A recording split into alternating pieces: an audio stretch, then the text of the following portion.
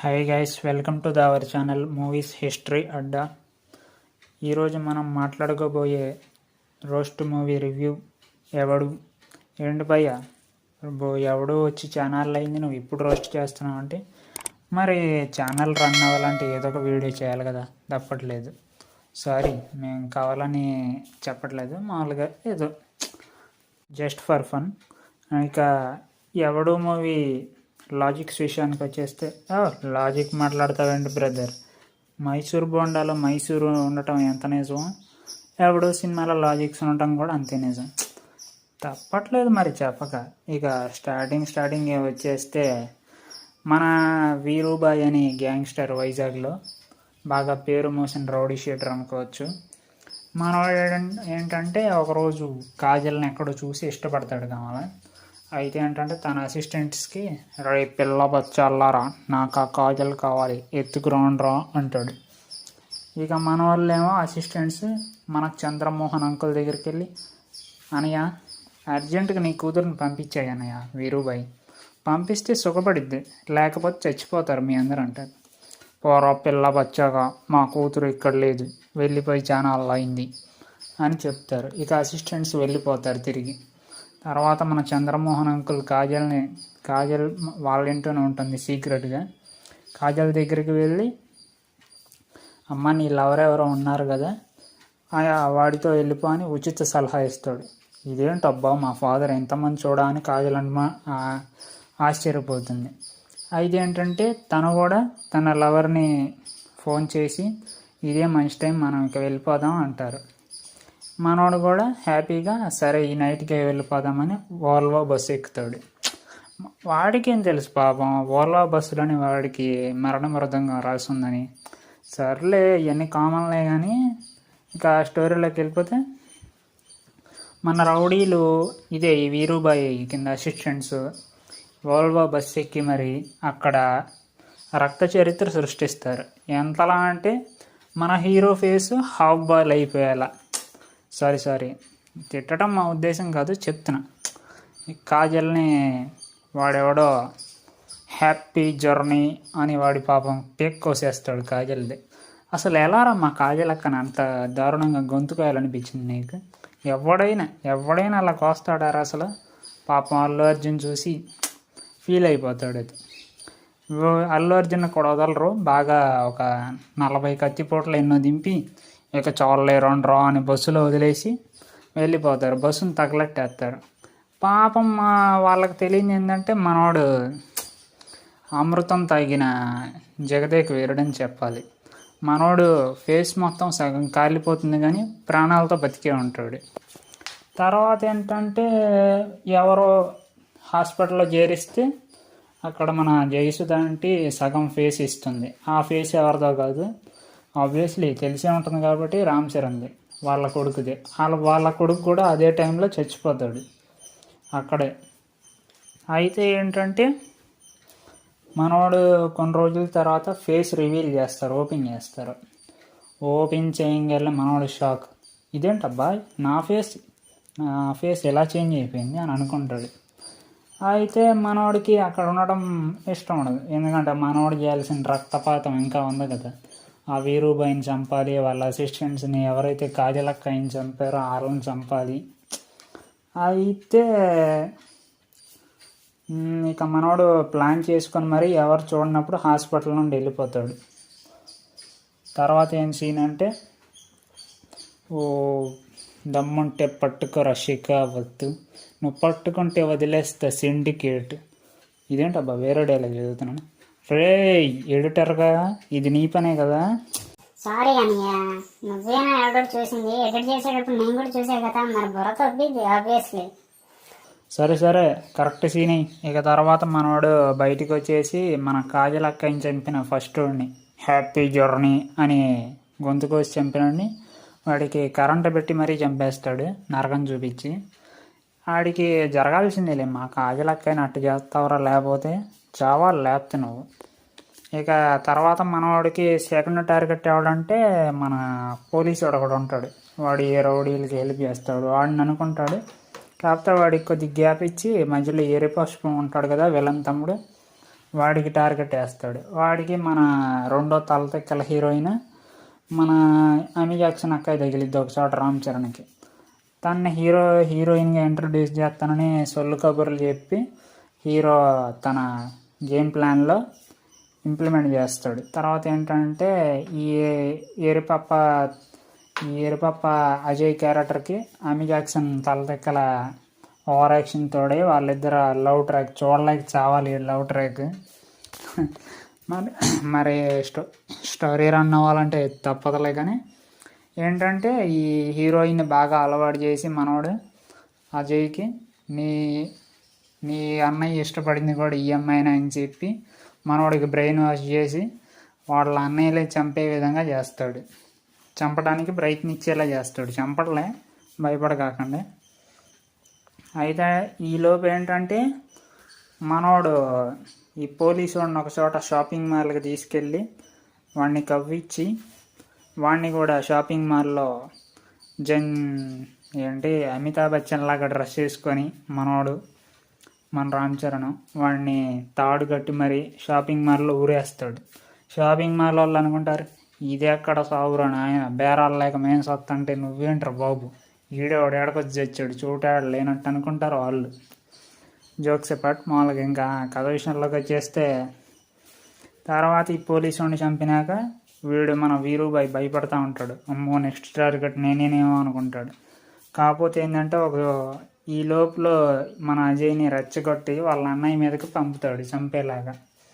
తర్వాత ఏంటంటే మన హీరోని గొంతు మార్చి అన్న నేను దేవా మనిషినని వీడిని నీ తమ్ముడు నేను చంపడానికి వస్తున్నాడు అని చెప్తే మనోడు పడుకున్నట్టు యాక్ట్ చేసి అక్కడ దీంట్లో పెడతాడు పిల్లోస్.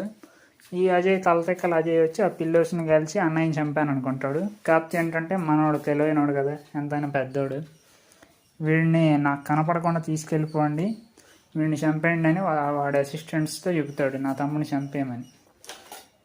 తర్వాత విషయం తెలిసేది ఏంటంటే థర్డ్ టార్గెట్ నువ్వు విలన్ కాదు, విలన్ తమ్ముడని. అప్పుడు మనోడికి అర్థమయ్యి తమ్ముడిని కాపాడుకోవడానికి వెళ్తాడు. కాకపోతే ఏంటంటే అప్పటికి జరిగిపోయే అన్యాయం జరిగిపోతుంది. అన్యాయం కాదు, బొక్క కదా, గాజుల జోలికి వచ్చారు చావటం అని వీళ్ళు. తర్వాత ఏంటంటే ఒక పబ్లో వీడిని ఫోర్త్ టార్గెట్కి అనుకుంటాడు విలన్ని. పబ్లో వీడిని కూడా చంపేస్తాడు. అమ్మయ్యా ఇప్పటికి క్లైమాక్స్ హ్యాపీ ఎండింగ్ అనుకుంటాం. కానీ ఈ లోపల పెద్ద ట్విస్ట్ ఉంటుంది రోయ్. ఏంటంటే మనోడికి ఈ సుబ్బరాజు ట్రాఫిక్లో ఉండగా కాల్చిపోరు నొక్కుతాడు ఒకడిని. వాడిని ఎవడో బిచ్చగాడిని, అంటే రామ్ చరణ్ కాలవపోతాడు. కాకపోతే బుల్లెట్ వెళ్ళి ఎవడో బిచ్చగాడికి తగిలితే ఈడేవడరా నేను అందరం చంపేశావు కదా ఇంకా ఎవరున్నారు అని అనుకుంటాడు. వాడు ఆ రామ్ చరణ్ ఎమ్మడి పడుతుంటే వాడు ఎక్కడో మనోడు సావడానికి వచ్చినట్టు ఏదో లారీ కింద పడి చచ్చిపోతాడు, నిమ్మకాయ చెక్క అవుతాడు.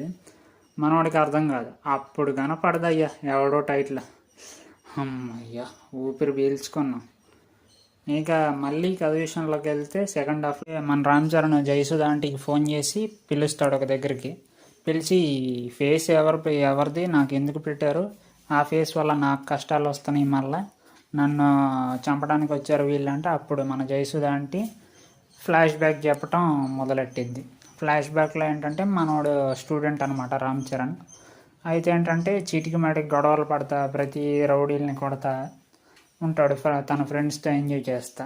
అయితే ఏంటంటే ఈ లోపల మన శృతి హాసన్ కూడా ఎంట్రీ ఇస్తుంది. మన పాప తనతో లవ్ ట్రాక్, ఇటు ఫ్రెండ్స్తో ఎంజాయ్ చేయటం, ఇద్దరు ముగ్గురు చిల్లర గాళ్ళు కొట్టడం, ఇలా వెళ్ళిపోతూ ఉంటుంది స్టోరీ. ఇక్కడ నుండి టర్న్ తీసుకుంటుంది. అయితే ఏంటంటే సాయి కుమార్ తన హీరో ఫ్రెండ్ అయిన రామ్ చరణ్ ఫ్రెండ్ అయిన ఒక అతన్ని చంపుతాడు. సార్ కథలో ముందుకెళ్ళిపోతున్నారు. ముందుకెళ్ళానా? ఎంత ముందుకెళ్ళాను? చాలా ముందుకెళ్ళిపోయారు సార్. సారీ రే ఎడిటర్గా, ఇది నీ పనే కదా, కొరుకుతా నీ ముక్కు కొరుకుతా అనుకుంటున్నావు. అప్పుడే హీరో ఫ్రెండ్ చచ్చిపోయేదాకా వెళ్ళా, మళ్ళీ కారణం చెప్పలేదు కదా. అంటే మన సాయి కుమార్ అంకుల్ ఏంటంటే హీరో ఫ్రెండ్స్ ఉండే ఏరియాకి కబ్జా చేయాలనుకుంటాడు. అయితే ఏంటంటే వాళ్ళు సంతకం బెటర్ అనమాట. చాలామంది పెడతారు, వీళ్ళు మటుకు పెట్టరు. హీరో ఫ్రెండ్ వాళ్ళ నాన్ననో వీళ్ళు. అయితే ఏంటంటే ఒకరోజు ధైర్యంగా అతని సాయి కుమార్ ఇంటికి వెళ్ళి అతన్ని ప్రశ్నిస్తాడనమాట మన hero friend, Ram Charan friend. అయితే అక్కడ వాడిని రక్తపాతం కావాలరా నీకు రక్తపాతం అని డైలాగ్స్ రంగానే మనోడు అసలు సాయి కుమార్ ప్రస్థానం వెళ్ళనే మనోడికి అసలు ఆగదు, చంపేస్తాడు పొట్టలో పొడిచి.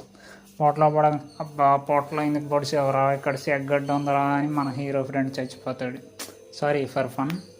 ఇంకేంటంటే తర్వాత మన హీరోకి కోపం వస్తుందన్నమాట. హీరో ఫ్రెండ్ కదా ఎంతైనా, హీరో కోపం వచ్చి అక్కడికి వెళ్ళి మనోడు రక్తపాతం సృష్టిస్తాడు సాయి కుమార్ వాళ్ళ ఇంటికి వెళ్ళి.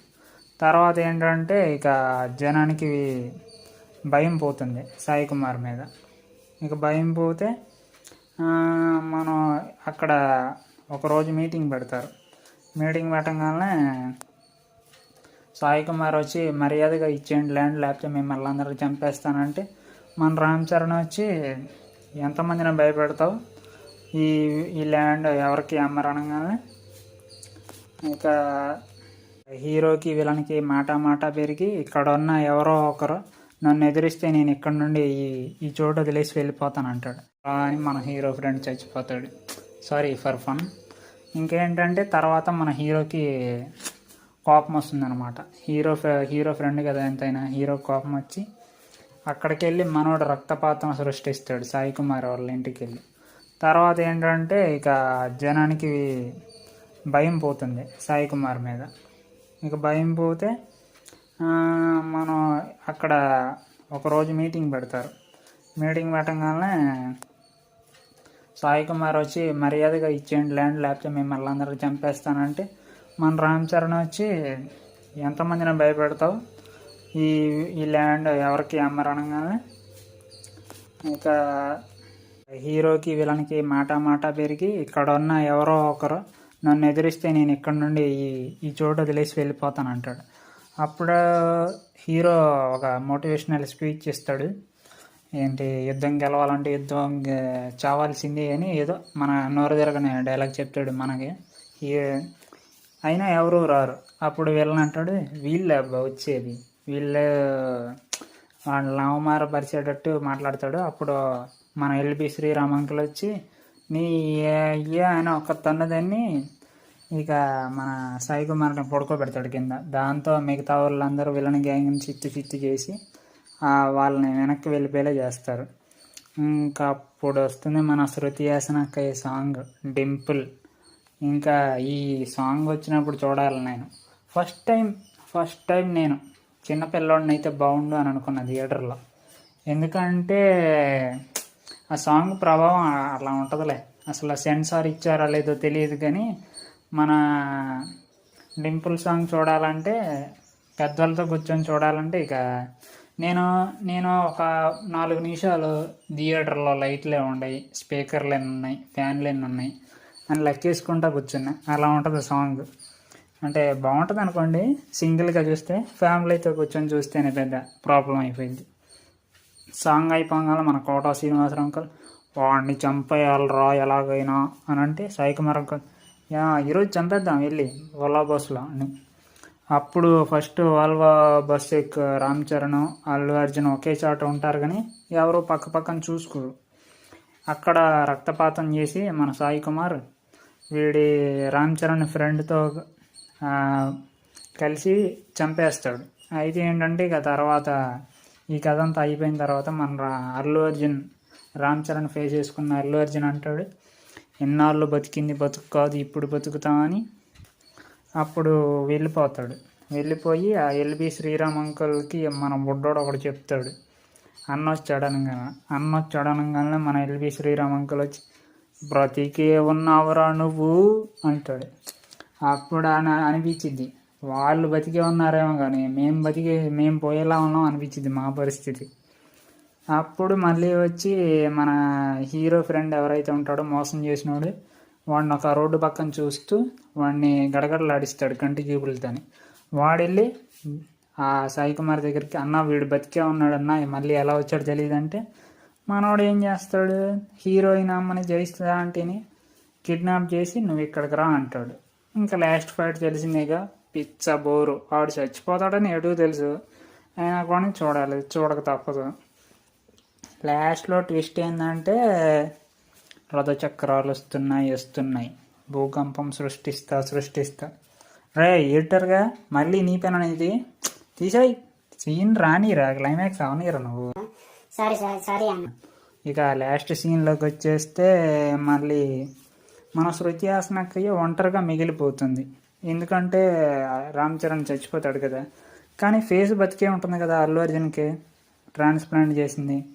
మన జయసుధ ఆంటీ ఏంటంటే రామ్ చరణ్ బతికే ఉన్నాడు కానీ ఒక చోట మన శృతి హాసనకి ఒంటరిగా తిరుగుతుంటే అక్కడికి వెళ్ళి సడన్ ఎంట్రీ ఇస్తాడు. అంటే ఎంట్రీ ఇవ్వడలే, మొహం చూపించదు. ఇక అక్కడితో ఫిలిం బై వంశీ పైడిపల్లి అని టీం ఏర్పడుతుంది.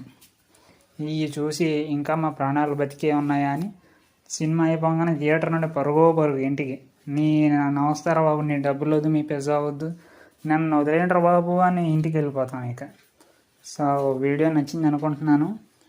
నచ్చితే లైక్ చేయండి, షేర్ చేయండి, కామెంట్ చేయండి అండ్ సబ్స్క్రైబ్ చేసుకోండి. ఈ వీడియోని ఎంకరేజ్ చేస్తే ఇలాంటి వీడియోలు ముందు ఇంకా చేస్తాం.